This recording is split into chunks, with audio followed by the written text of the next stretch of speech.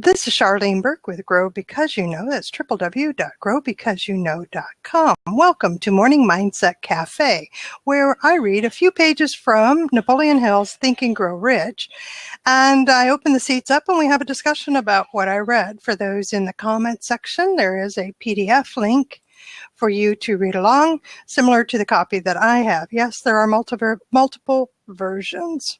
The version I'm reading from, we are doing pages 235 to 238. It is the fear of criticism. Let's get started.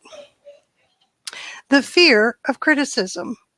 Just how man originally came by this fear, no one can state definitely, but one thing is certain. He has it in a highly developed form. Some believe this fear made its appearance about the time that politics became a profession. Others believe it can be traced to the age when women first began to concern themselves with styles and wearing apparel.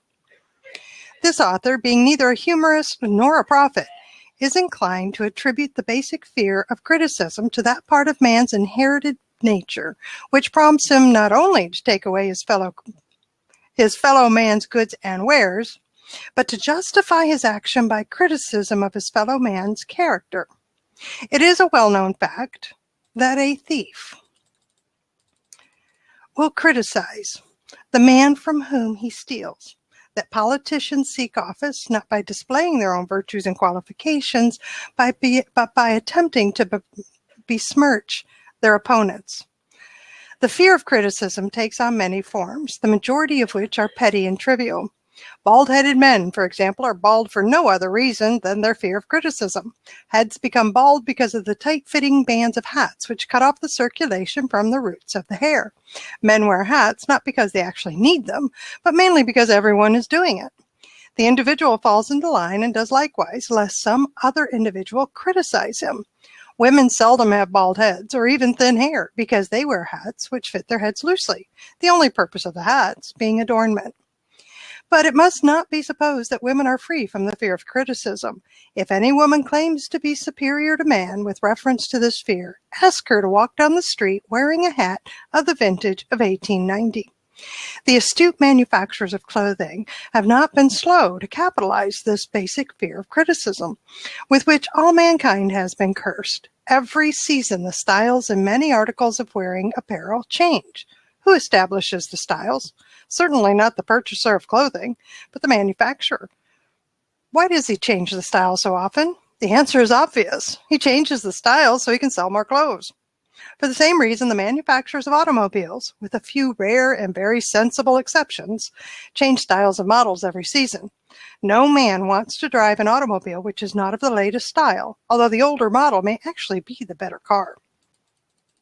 We have been describing the manner in which people behave under the influence of fear of criticism as applied to the small and petty things of life. Let us now examine human behavior when this fear affects people in connection with the more important events of human relationship.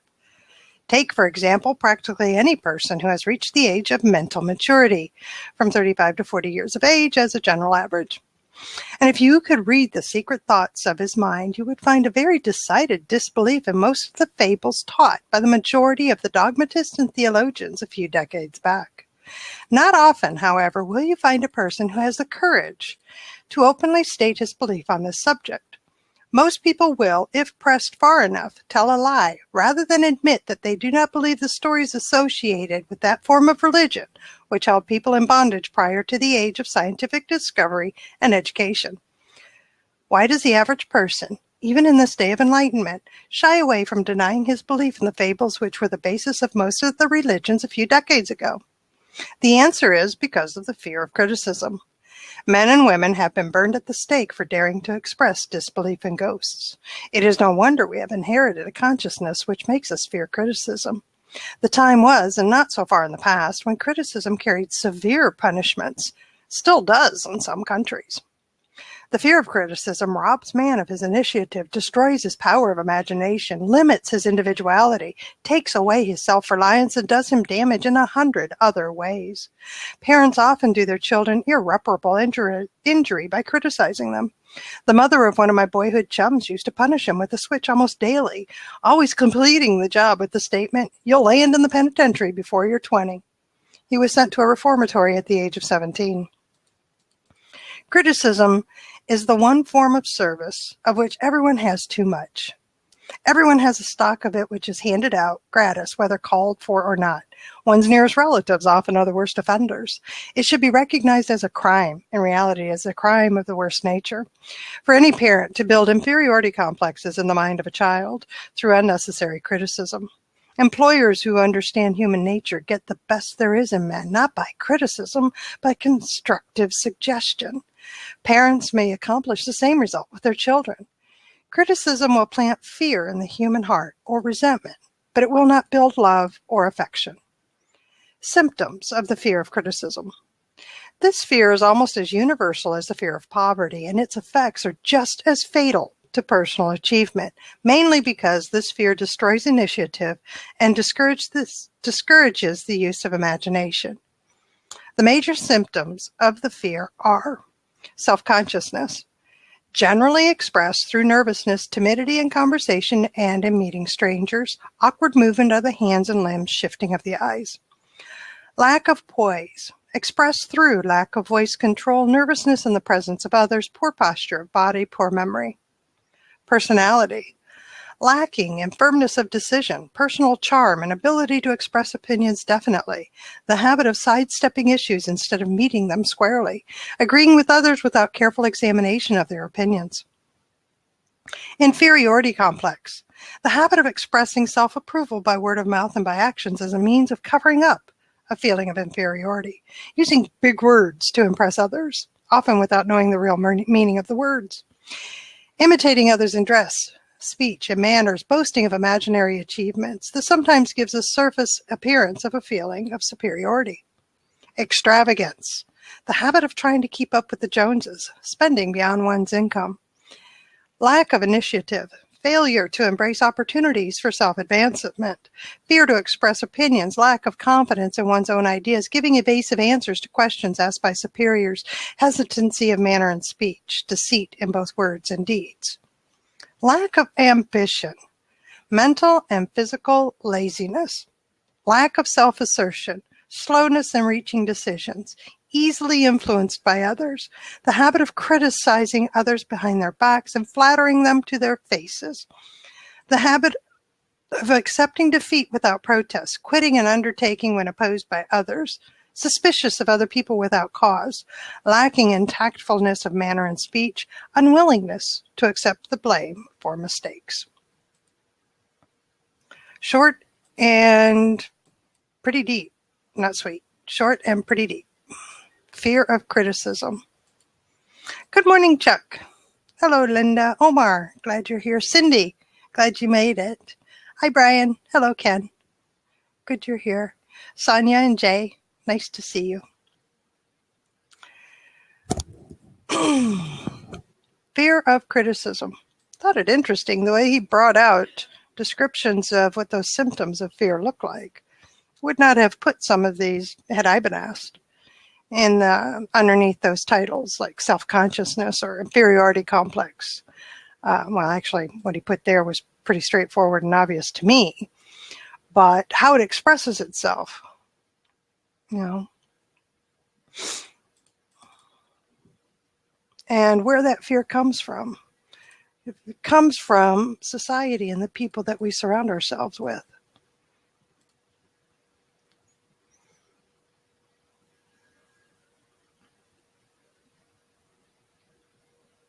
Hi, Jeremy. Good to see you. Good morning. All right. Anybody want to jump in? Let's talk about the fear of criticism. I personally have an understanding of the title, Fear of Criticism. Not sure that I, actually I can tell you that I don't have all of those subheadings, but it has manifested itself in a few ways. Especially as especially when I feel like I'm by myself and nobody has my back. That's when the fear of criticism will stop me. If I have a group of people that have told me that they have my back, that they say that this is, no matter what you do, I'm behind you, I fully support you in what you do, then I'm okay. I'm okay. Meaning that I can step out and I can do things like this. The first time I stepped out to do this, I was fearful of some criticism. I really was. And it was from the general idea that nobody else is doing this. Anybody going to come join me?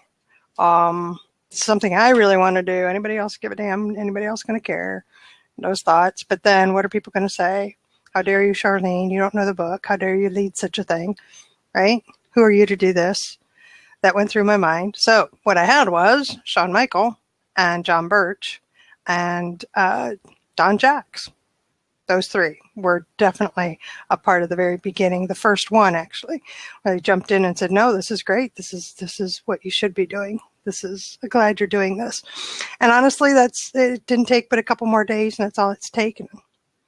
So I got over that. Again, I have somebody who's gotten confirmation that this is what I should be doing. Since then, I've been criticized for doing it. It hadn't bothered me one bit. It's like, well, that's your opinion. You don't have to come, right? I love how he talks about manufacturers of fashion. I'm not a follower of fashion. So it wasn't the clothing. It was, but I would be criticized about my physical appearance. And it was by women, and it was bad. Men, it was good. Women, it was bad. Crazy stuff. Good morning, Matt. Good morning, Charlene. Good to see you. How are you? You too. I'm very well. Yeah, very well. So what do you think? I was thinking about, there's a YouTuber I watch that creates a big video convention I went to over the summer of this year. And there's a line in one of his videos he makes. He talks about like human creativity and how we create ourselves. And he said when people like criticize you, what they're sort of doing is they're sort of creating you inside of their head in a bad way without your permission. So that's what I was thinking about with the fear of criticism is there's a sort of, especially with the clothing, there's a sort of need to feel like you belong that's not so deep or surface level. And if you don't keep up with that and you don't sort of belong or fit in, then it's easy to stand out.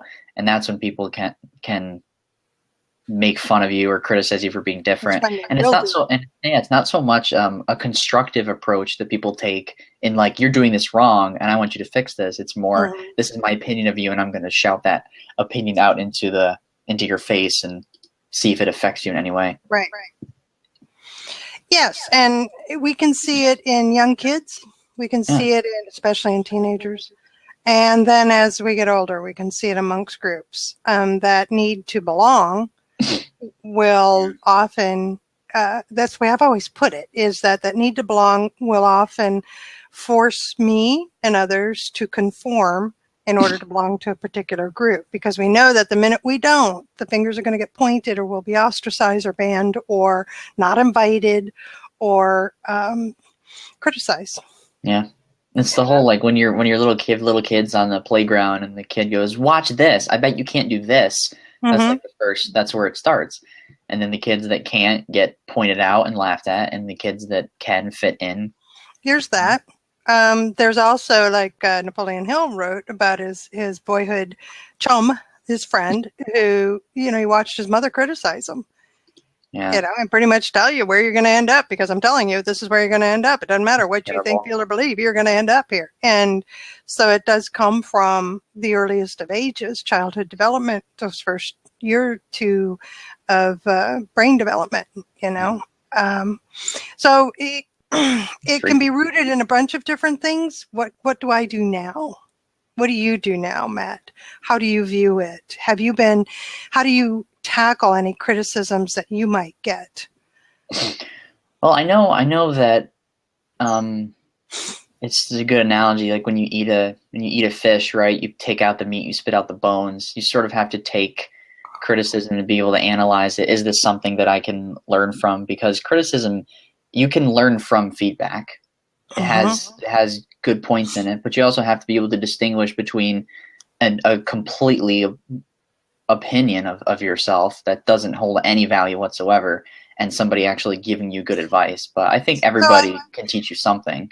well, I wonder though if maybe we can't separate it by just simply saying that the criticism of my behavior or my actions is good feedback for me to review and consider. Criticism of me personally is not a darn thing I can do about it. Move on. You're not important enough. And usually when I'm criticized about my values or about how I speak or my thoughts,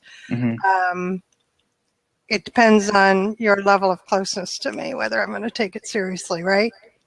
Yeah, it does. It does. It depends on what they're criticizing. If they're taking something personally or projecting it onto you in the hopes that you take it personally, it's probably not very good criticism. But if it's about actions or ideas or how you're doing something, or like they have down there, constructive suggestion, which is a good way to like suggest something, give an opportunity for somebody to grow instead of forcing them or telling them how it is, which is what parents do to kids, which is terrible. But I was interested in in all those symptoms, because you're right, some of those I didn't necessarily think of when I thought about the fear of criticism. Yeah, some were obvious to me in what I've seen others do and in myself, in the way that I've behaved. And yet others, I don't know, like lack of initiative. He's got fear to express opinions, lack of confidence in your own ideas. Well, I would have put that under self-conscious, things like that. Yeah, it is. It's just kind of detailed. But it doesn't have to be like that. It can be, instead of a true subheading, I call it a subheading because it's capitalized, which is a way to bold in those days, right? Capitalized. So just put it as part of the list. The idea is that I can recognize pieces of myself, especially from the past, pieces, but not all of it, because I've had other issues. So,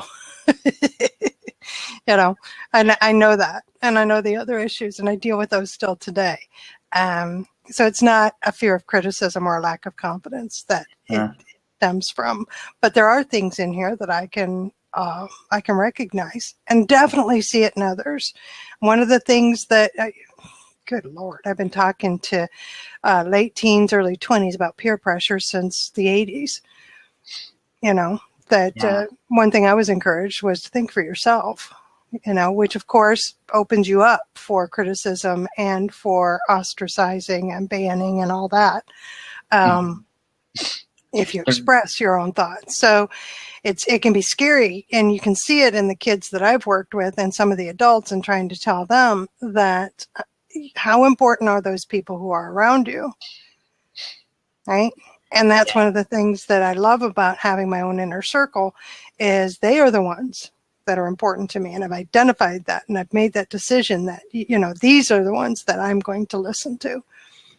Just a thought.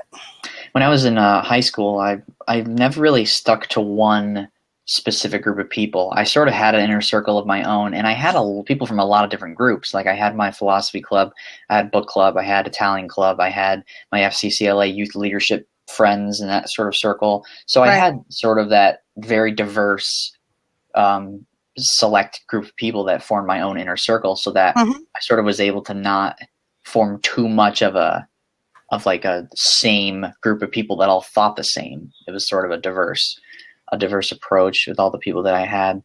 Yeah. And then this whole, it's the whole, the Zen Habits book I talked about in the comments, talking about our mind movie and our ability to, our clinging of the mind movie, which is that clinging to what's familiar and what's comfortable and not so much what's impermanent.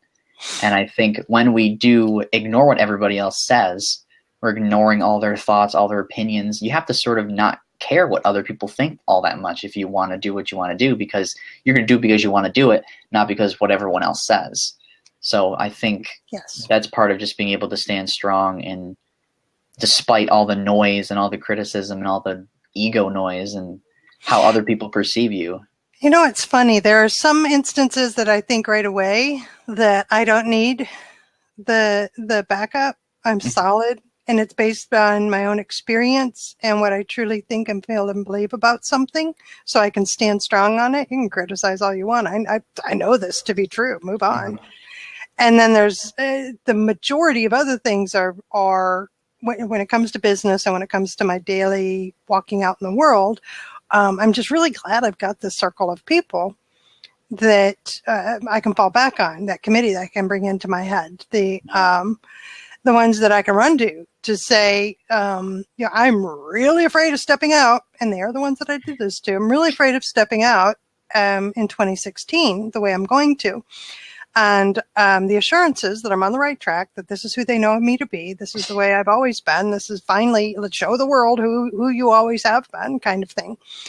I wouldn't have done it had I not had that peer group to go to. And some of them, I want to be an equal peer to. I'm working my way up to them. Exactly, yeah. And they see reality as it is too, which is nice. I mean, they're not. Yes. There's not that mismatch between how they see the world and how it is. They see it as it is. They know it to be true, and then that sort of is a common. And they have me in it. That's the fun part, is they have me in it. So see, there was my struggle with having the people I didn't know as part of my. When Napoleon Hill was talking about, he wanted this from Lincoln and this from this other dead guy, and and I'm like, no, I can't, because I have to know that these people knew me.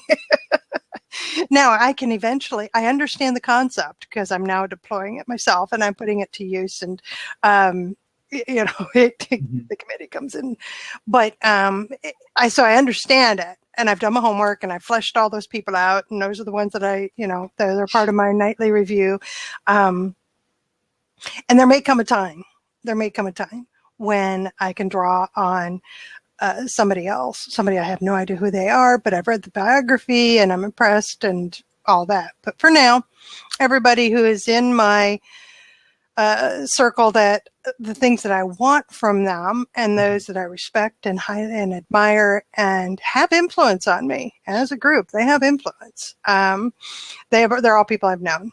Some are dead now, but I've known them. I know who they were and they knew me at the time. So that's important to me. But another thing, Ian just came in and he reminded me that in professional world, one of the best things about criticism that I learned was from Toastmasters. It was from Toastmasters, and it was because it's constructive criticism. Yeah. It's in a safe place, and it's going to happen. And as it happens, you get more comfortable because now you're taking on an objective viewpoint yourself of, and every once in a while somebody slips up and goes into detail, into criticizing the content, which isn't the point. It's all the outside, the behavior and the presentation skills and what have you. You might criticize the content, or you're not sure how to do it. They'll cross the line and it'll become a little personal. And the interesting part is the times that happened, the other group members, I just said quietly, the other group members jumped in and said, no, this is not where we go. This is not our purpose here. And it was pretty cool, objectivity was there. Yeah. They're like argumentative fallacies, like, oh, nope, that's a straw man. Nope, you're arguing the person. Stop it. There are like so many argumentative fallacies that you can take. Yes. All right, I'm all set. All right, terrific. Thanks for joining us, Matt. Good to see you. You're welcome. Have a good day. All right, seats are empty. Come on in. Let's talk about it. Yes, I think, Ian, I think you're right. Objectivity can provide a lot in terms of dealing with some of these symptoms of criticism, that fear of criticism. Mine are temporary. Can I say that? All right. I'm aiming at hitting your +5 hours blab. Sorry, Ian, you're going to have to jump in and explain that to me. Oh, 5 hours from now. Oh, about my mastermind. Oh, good. Yeah, we're going to have I'm doing a blab at 1 o'clock Eastern time. Is it in 5 hours? Yeah. 1 o'clock Eastern time. Mastermind groups, bring your questions. So you want to join one, you have questions about them, come on over and ask. Want to know about that? Go to my profile and subscribe. But now let's talk about fear of criticism. How about in the context of trying out something new, and you're going to be doing it in public? How's that? How about, do any of this is where those symptoms show up, right? That they can hold me back. They can hold us back. I want to try something new. I want to launch a new product. I'm getting little light bulbs going off in my own head. Thank you, everybody, for being a part of my personal development, because so this afternoon I'm doing the Mastermind Blab. I've been kind of half-heartedly working on an e-course on how to set up, manage, and market mastermind groups.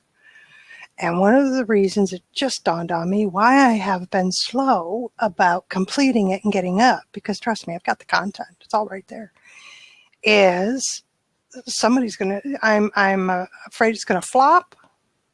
How's that? And I'm afraid that people who go through it are not going to get the value that I think they're going to get from it, because I try to always give more than what's expected. And it just dawned on me I think that's one of the reasons why I've been hesitant to complete it. So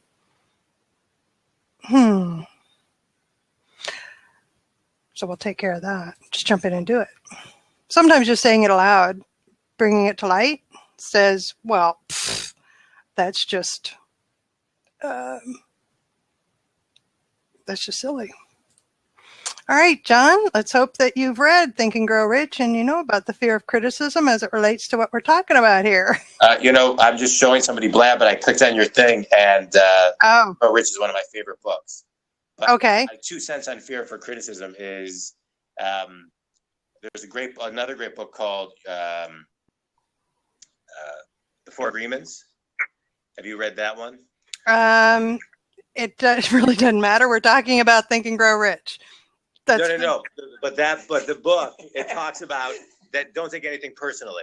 There's a thing in it. Don't take anything personally. And so, just on the lines of fear of criticism, I think sometimes people have a fear of criticism because they take things so personally. That's a good point, because the symptoms that are described, yes, that's it. Right. So the fear. So when you take it personally, and one of the rules of the 4 Agreements is don't take anything personally.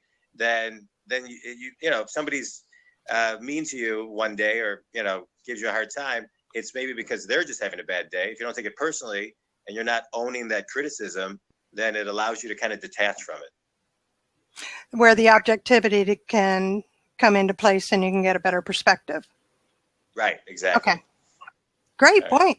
Thanks, John. Thanks. Have a good day. You too. Thanks, Charlene. All right, bye. Seats are open. I want to talk about the symptoms, the fear of criticism, how you relate to it, as I've talked about. John just pointed out something good related to the objectivity, how not to take it personally. How do you not take it personally? Good morning. Hi, Anne. Good to see you. How are you? How are you? I am well. I got to say bye to Ian. We'll see you in a bit. Oh, good. He's going to sleep before he joins me. Okay, good. That means that he'll be on top of things. He gets silly when he's tired. Sorry. Hi, Anne. Good morning. I just wanted to throw in again my little 2 cents here pertaining to criticism and how it's almost a strong belief system that's been instilled, as children in many ways, I feel. Yeah. And that it really, as an adult, becoming more and more aware of the untamed mind, which the criticism or the sabotage creeps in and is occupying space and not paying rent and served its eviction notice and all that. It needs to go. So okay.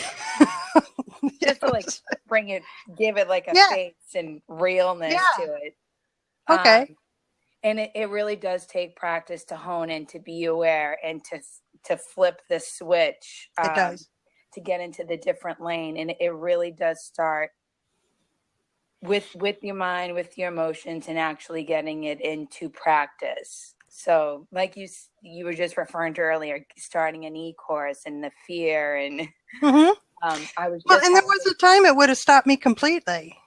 Yeah, right. And the difference is that it didn't stop me completely. Instead of just been kind of half-assing it, you know? It's like, what? Yes. You know, put it aside, put it aside. Why am I putting this aside? And as I'm reading this, and I don't know which word did it, I really don't know, but suddenly it dawned on me, and a little light bulb, like, really?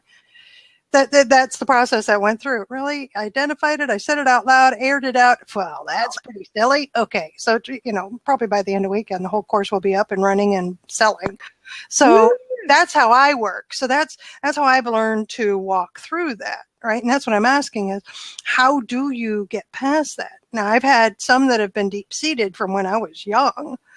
You know, I've been criticized for some things I'm still not over, but of course is that which I battle. The biggest ones I've pretty much tackled. And again, it's been because I've had good people around me to give that encouragement, right?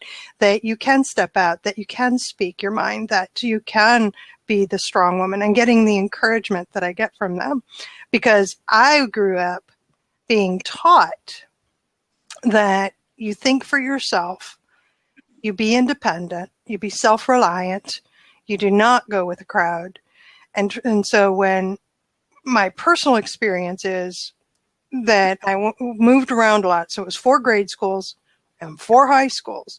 Now, you think about this. You got somebody who's been taught you're independent and you have your own thinking and you do your own thing, but each group is completely different than the last one you just went to, and none of them like you. Because none of them get you, because you're the new kid and you got to go through, you know, that. So that's a lot of the battles that I finally got through. But I identified a lot of that. That's just the fact. And my response to that could have been very different, but it wasn't. So what I did respond is what kept me held back, you know. And again, things I recognize as I got older. It feels so real, you know. Oh, it is real. It feels so real.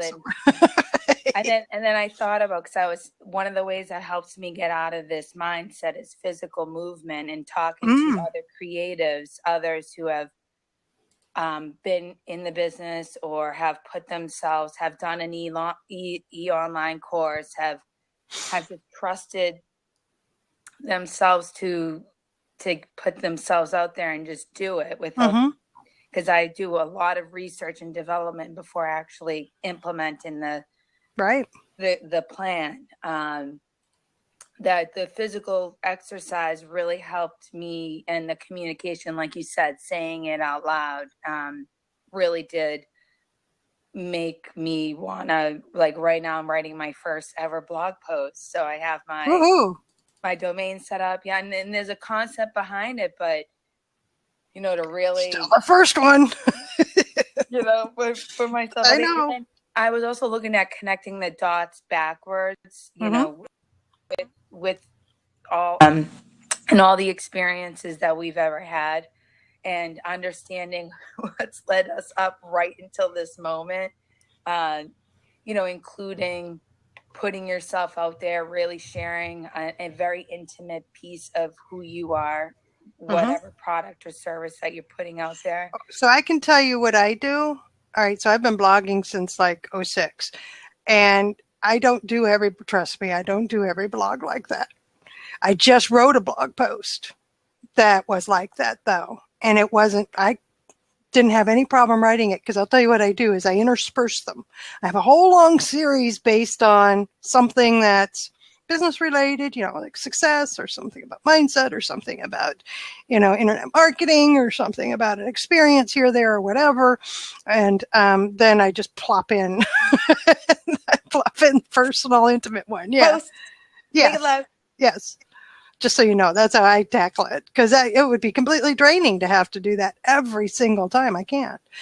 I can't. But also, that's not what my blog is about. It's about growth. It's grow because you know, right? So I reference a lot of different things in there. And one of the things, the post yesterday was answered prayers and why I think prayer works. And so I shared a couple of examples of this is what happened. This is how I was. And this is why I thought prayer works. So. It's so true. And it can be a subjective path that we're leading here and what works for each of us. But just going out and actually experimenting, being our own Bill Nye the Science Guy of our experience here. Right. pays off. I mean, it's not again getting through the fear, but it's been a really. So what level of exercise do you do? Hi, Ron. Yeah, I'll have you join in just a second. What level of exercise? I did a walk in at a local farm to me. So I took the dogs, went out to the walk with a friend with 2 other dogs, but I switch up all of my physical movement that is both high impact, low impact, breathing, meditation. I mean, all sorts of just something every day to get engaged in self-care and reduce that inner critic, and to really encourage myself. Love that. One last thing I just want to say is inner critic. Wait a minute. Let me write that. Yeah, the inner critic is, it serves its purpose to a point, but in many ways, I'm just ready to honor it and give it the boot for now. and it definitely feels so real. And then I was thinking, I'm like, what is real? We are here on this thing called planet Earth, spinning in the galaxy. Like, we can write a simple blog post. We can get started on this. What is pulling us to share ourselves with the world? And so it's the self-talk. That's what you're talking about. You're talking about the untamed mind. Yeah, it starts here, and it starts with the fear, and then we self-talk. We can self-talk our way out of it, which is what I did. Mm-hmm. And that's pretty much how I tackle it. I'm able to self-talk my way out of it. You just saw me do one little one to me. The paralyzing ones are the ones that are more difficult, but thank goodness we have the other people around us. Definitely, it helps us. And one other way is I'll fall down the rabbit hole of the research and the development and the planning and the strategic design, and then nothing gets done. And then nothing gets done. So now I'm doing it. I feel prepared, and I'm just going to do it. And I'm just going to show you. This is a little quote from the movie Waterboy with Adam Sandler. Okay. And he just says, "You can do it." And yes, it's so, and just these little funny things that. So that means so you've prepped us now. That means that you're going to come back and give us a link to the blog post, right? There's my accountability, which is very important. Right? I mean, you've told us out loud you're going to do it. It will be on my website, and I'll put it on the link below, which is my name, AnnBrown.com. So here we go. There you go. Now you got to do it, dear. Thank you for this talk. I really appreciate it. Thank you, Ann. I appreciate what you have to say. Appreciate that. Hi, Ron. Hi, Charlene. How are you? I'm good. How have you been? Oh, pretty good. Pretty good. Well, actually, really good. I love to hear that. How can you not be good? Especially when you look and you see that there's other people who are worse off than you. So it makes you feel good to know that you're thankful for what you have. But I came in late, but to talk on criticism, and it took me a long time to realize that there are people out there who just won't like what you do or like you, and it's maybe it's not personal, and you can't take it personal. And then there's people who will like what you do, and you have to work with those and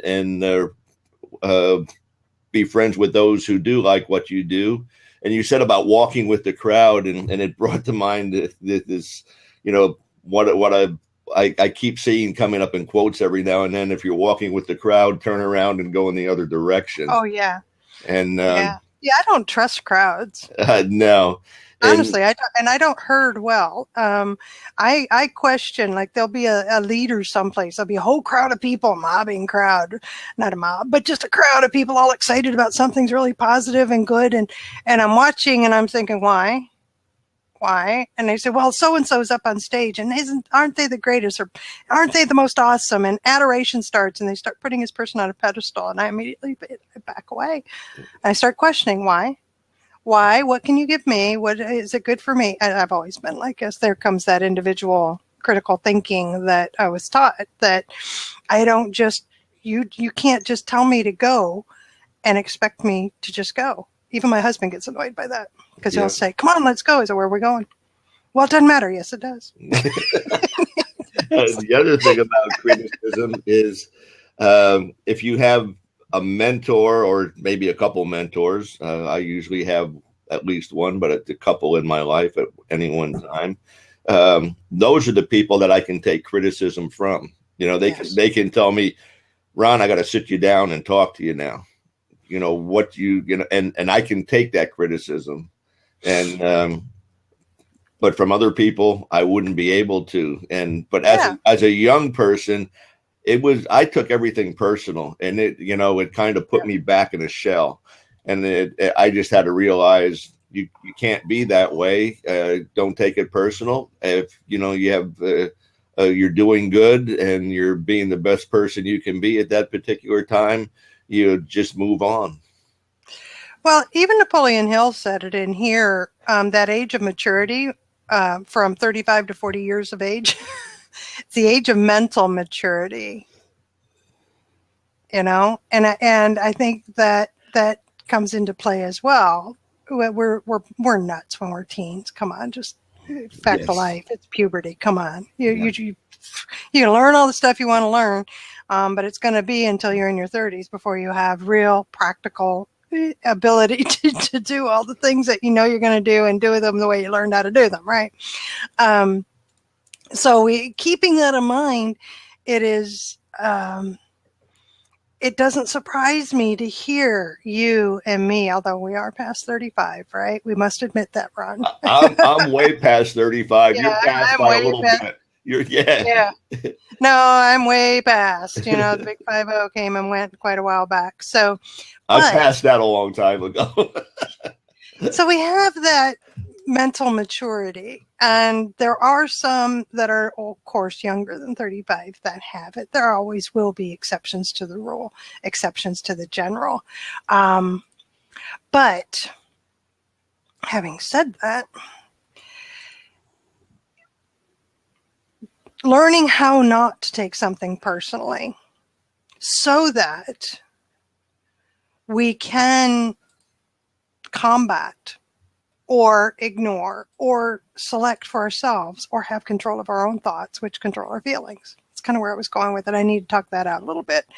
How can we be taught? Can we be taught? I think it can be, but I think it starts at a really, really, really young age. I think it is at the age of a couple of years old before we're walking, and then later on when we're taught, then it becomes work to overcome,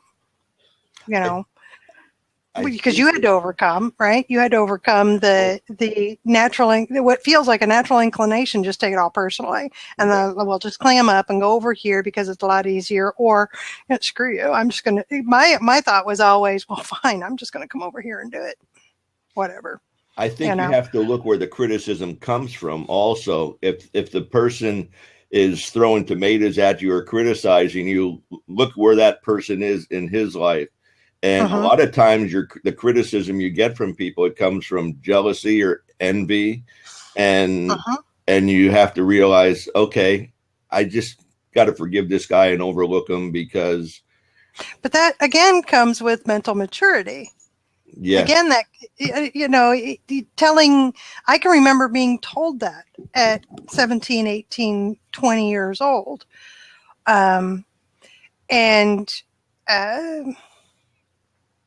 It being told and knowing it intellectually and feeling it was two entirely different things. There were some things that I made decisions at that age that had dramatic effect on other people, hurt other people. It was a right decision. Still feel firm in it today. I have no doubt about it today. It was the absolute right decisions that I made at that time. But combating the criticism of that decision, even though I was solid in knowing that it was the right way to go and the right thing to do, I gotta tell you, it was tough. Yes. It was, there were a lot of friendships, potential friendships that were lost. There were, still today, that many years later, people that won't talk to me because of it. And there's nothing I can do. I've done all I can, right? But the only way I was able to do it, because it was serious, this was a major big deal, was because I had a couple of close people that were solid behind me. And at that time, that was my parents and one or two other family members, solid right behind me, whatever you decide. And then, you made your decision. It's okay. We're going to be here for you. That's what got me through. On my own, completely on my own, I don't think I could have handled it.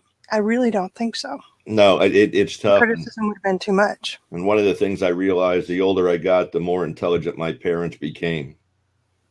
Oh, yeah. I got to go, Charlene. I got a 9 o'clock meeting. Oh, Ron, thank you so much. But thank you. I enjoyed the couple minutes here. And I always get in here late, and I'm sorry. I missed the good part of it, but bye. Hey, you make it, and you make it on. I love seeing you. Good to see you again. Have a good day. So we got some great comments happening. You need to think of it as if it is said to the others, to the other you. Listen to it from the other side and see if it's true or not. Yes, those are the things we learn how to do, right? And I think that's maybe what Napoleon Hill is saying about mental maturity, and regardless of the age he put on it.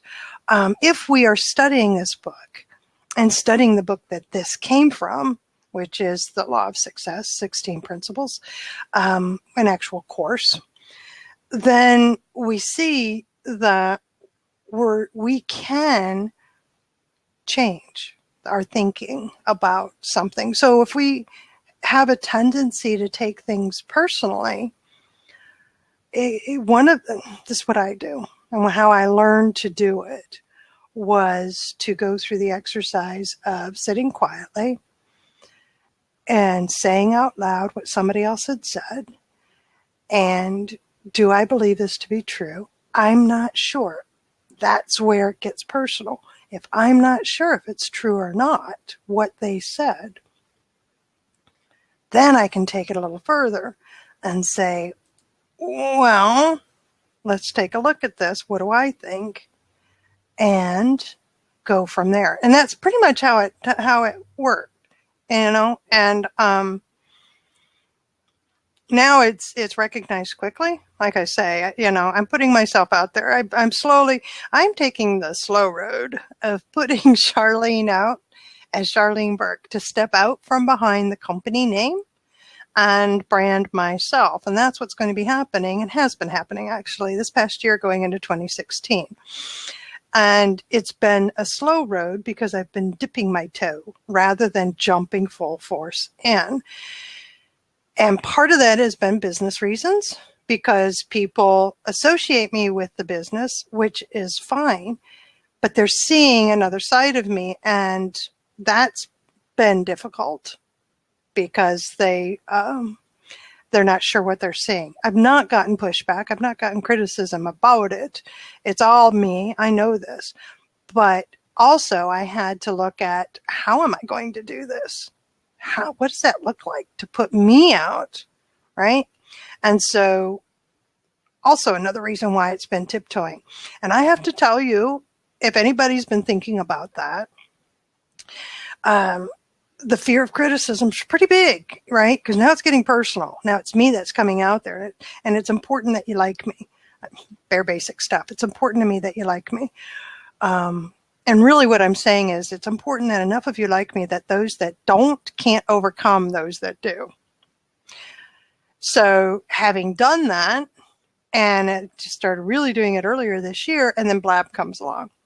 And I will be the first one to tell anybody that Blab is the best place to come to learn. It is the best place to come to learn about yourself, to learn how you fit in the world, to find those who are going to be those that are behind you, so that when those who aren't, you can fall back. Because I got to tell you, you guys aren't on my committee up in my head, but when I get on here and I see you joining me here, it's pretty awesome. Thank you. It's pretty awesome. You've stuck with me, and I like that, and I'm happy about that, and I'm glad that you're getting value out of what happens here this morning and every morning that we're here. That's what's important to me. Cindy, yes, running this blab is a major branding step. Congrats. Thank you. Yes, and that there was a strategy behind it.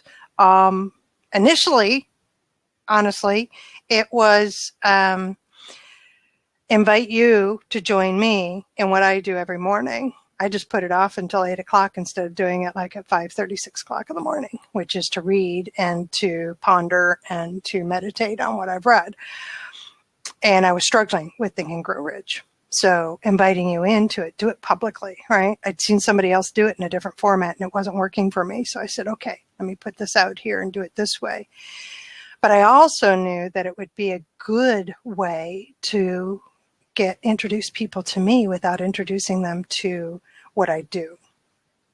And that goes right in line with my plan of Charlene Burke is coming out, not what we do. So thank you, Cindy. Glad you're seeing that. All right, comments. I so agree with you. Criticism is such a big thing. All about believing in yourself, stepping outside your comfort zone. Yeah.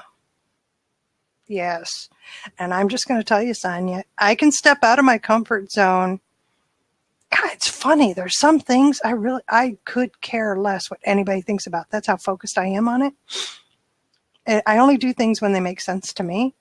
And that I get a lot of criticism about because it makes no sense to anybody else. Family will come in and say, why'd you do that? It made sense to me. It's the only reason I do anything.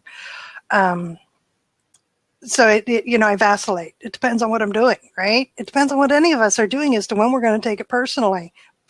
Wouldn't it be great if we could be consistent with our persistency of just doing it anyway? We appreciate it. Thank you. I appreciate that you say that, Anne. And do you think do you think the people who are receiving more and more a lot of criticism in his or her life, do you think that's the point of success? I have no idea what you mean. Or are you saying that you reach a point of, you have succeeded when you receive a lot of criticism? If that's the case, I don't like that. That's not an indicator to me. Truly, it's not. But that's not my purpose of moving forward and having success in my business. The purpose of moving forward and having success in my business is my points of success are when those I work with and those that see the work we do are positive and are attracted to it and are better for it. So it's I'm not one of those that can say that I must be on the right track because look how many people are criticizing me. I tend to be on the track of, look, I'm on the right track because look how many people are responding positively toward it. That's how I look at it, and that's how it's going to be for a while. So fear of criticism, it is something that can be overcome. We all know that. And that's what Napoleon Hill's saying to us. It can be overcome. These are just the symptoms. Some of these symptoms I recognize in myself today, just a short few of them. More when I was younger that led me to who I am today. And recognizing that takes work. And I've done a lot of work to get to where I am today. Self-work. Get over a lot of things. Go someplace and learn a new skill. I mentioned Toastmasters.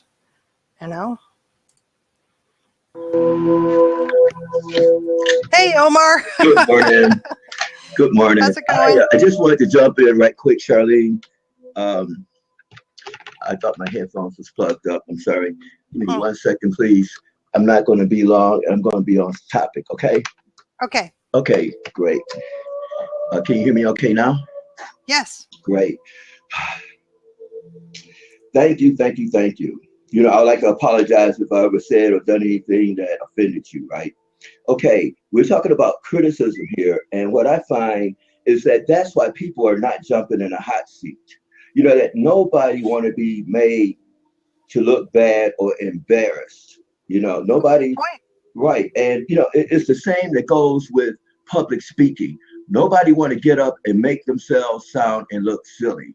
Now, I can admit that I'm not really pleased the way that I look or sound on the video of my Mhm. videos. It was pretty good. I even, we're our worst critics in most cases. I looked at my video, I Right. took it down, now I regret it. I look at some of the things I said and done when I'm on your show or whatever, and I'll be like, damn, I just made myself look really stupid here. Nobody understands me. And, but again, when we love ourselves, we're willing to make those mistakes and allow ourselves to grow. Right. I'm sure I'm not the same person. And one day you're going to be like, is that the Omar that came on my show? You know, but because it takes some practice here. And I find that the more we jump into your hot seat, make a fool of ourselves or be criticized or Oh look dear. stupid. Oh, no. Okay, everybody. I don't do that to people. Do I? No. I know you don't. But I'm talking about what we fear. Our Yeah. fear of being criticized. My fear of being criticized. Why aren't your seats overloaded now? Why is everybody hiding in the chat system like this is Facebook? Why aren't people jumping in the seat to engage with you? You're giving away Right. content. Right. And I think you have an excellent point that for whatever reason, out of those fear of criticisms, the symptoms that were listed, many have that they're not going to jump in. They're not going to jump on the live stream. They're not going to show their faces and participate like this.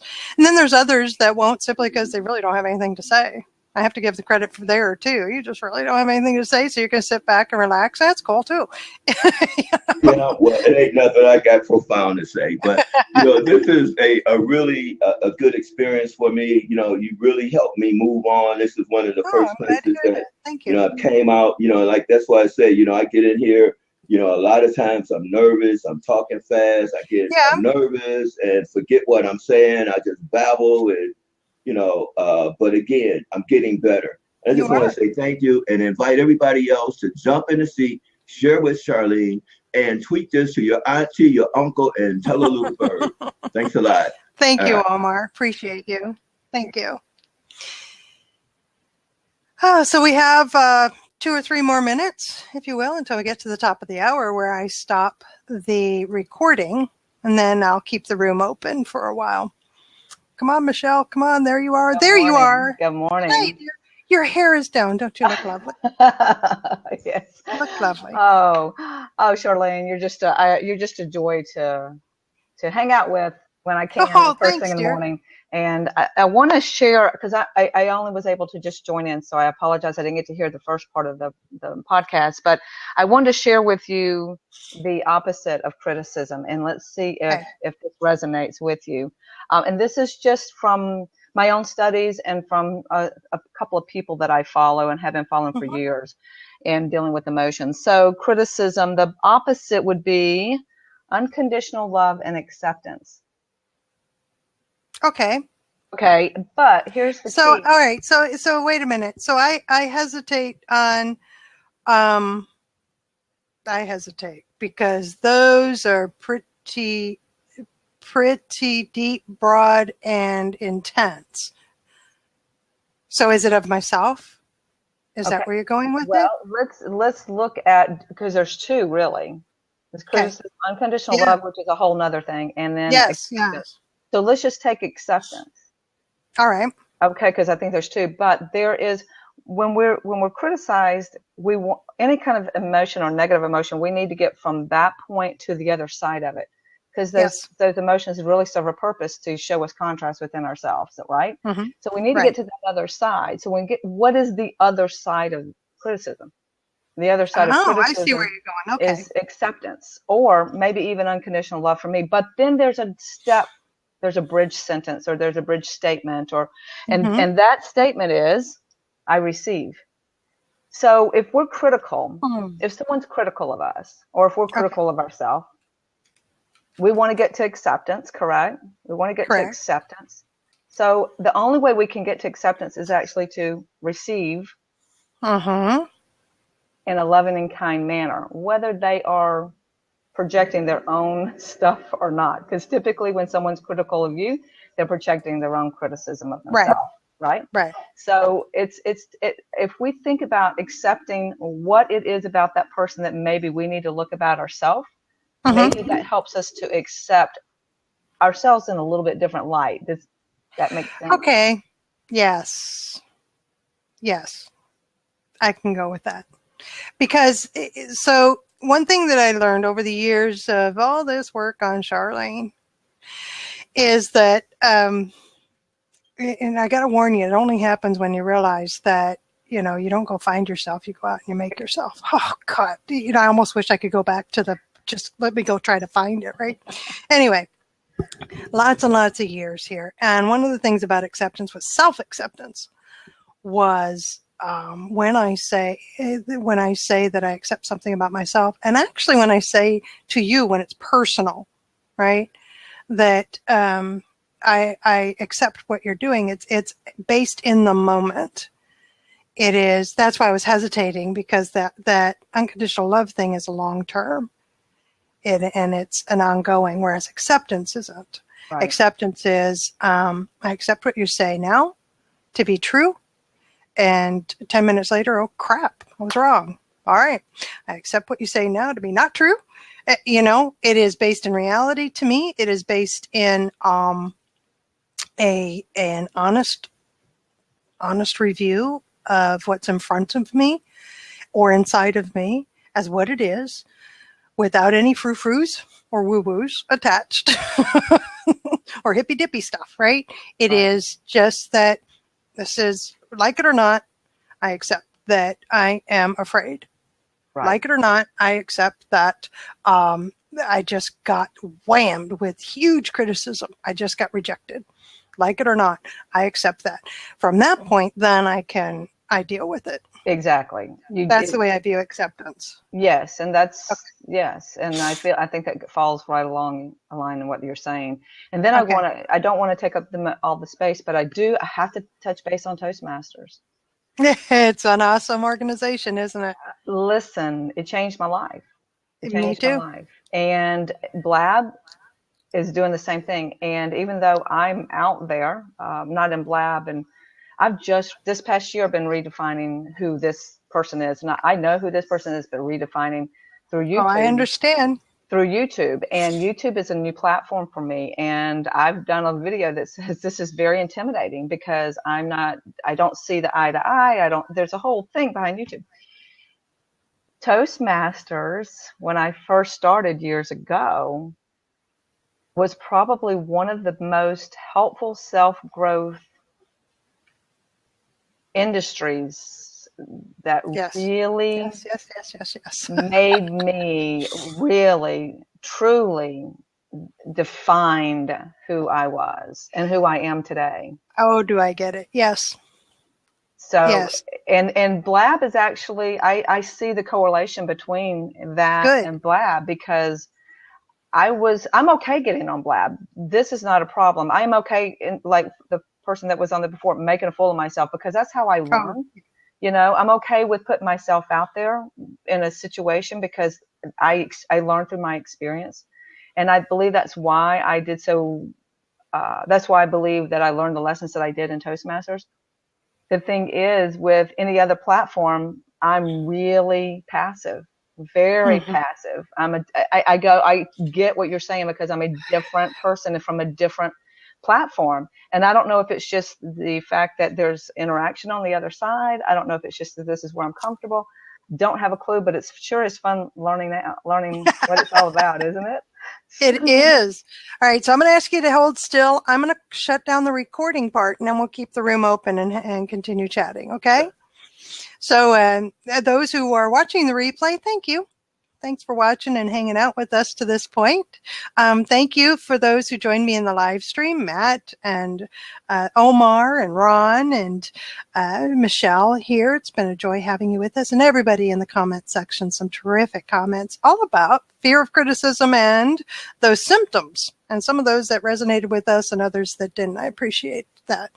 So this is Charlene Burke with Grow Because You Know, www.growbecauseyouknow.com. Let's move forward with the day on purpose, with purpose, to grow our hearts, grow our minds, and grow our businesses. Until